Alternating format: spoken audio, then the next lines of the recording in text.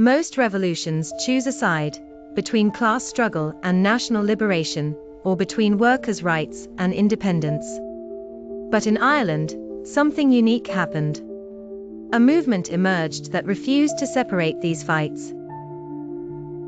They believed you couldn't free Ireland without freeing the working class, and you couldn't liberate workers while living under imperial rule. This is the story of Irish socialism, where the red flag flew alongside the green. In the late 19th century, Ireland faced a double burden. British imperial rule denied political freedom, while industrial capitalism crushed workers in Dublin's tenements and Belfast's factories. Irish labourers lived in some of the worst slums in Europe, entire families crammed into single rooms, working brutal hours for starvation wages. James Connolly was an Edinburgh-born son of Irish immigrants, who would become one of the most significant theorists of Irish socialism. Connolly argued that Ireland's two struggles were inseparable. British imperialism and Irish capitalism were two sides of the same coin. The landlords who evicted tenant farmers and the factory owners who exploited workers were often the same people, or at least served the same system. In 1896, Connolly founded the Irish Socialist Republican Party, declaring that the cause of Labour is the cause of Ireland, the cause of Ireland is the cause of Labour. It was a revolutionary idea. Socialism wasn't foreign to Irish nationalism, it was its logical conclusion. If Connolly was the theorist, Jim Larkin was the organiser, a fiery Liverpool-born Labour leader who electrified Dublin's working class. Big Jim, as he was known, founded the Irish Transport and General Workers' Union in 1909, organising the unorganisable.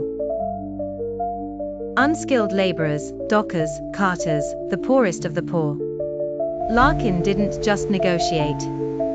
He confronted. He led strikes, organised picket lines, and challenged Dublin's wealthy employers directly. His message was simple but radical: workers had dignity and power. In 1913, tensions exploded into the Dublin lockout, one of the most severe industrial disputes in history. When workers demanded union recognition, employers responded by locking out over 20,000 workers, trying to starve them into submission. The lockout lasted almost 5 months. Families went hungry. Violence erupted in the streets. Police baton-charged protesters, killing several. The Irish Citizen Army was born out of this struggle, a workers' militia formed to defend strikers against police brutality. It would later become a revolutionary force, fighting not just for wages, but for Ireland's freedom. The moment when socialism and nationalism truly fused was Easter 1916. When Irish Republicans rose against British rule, James Connolly and the Irish Citizen Army stood beside them. The proclamation of the Irish Republic, read from the steps of the General Post Office, promised not just independence, but radical social change, equal rights and opportunities for all citizens, cherishing all the children of the nation equally.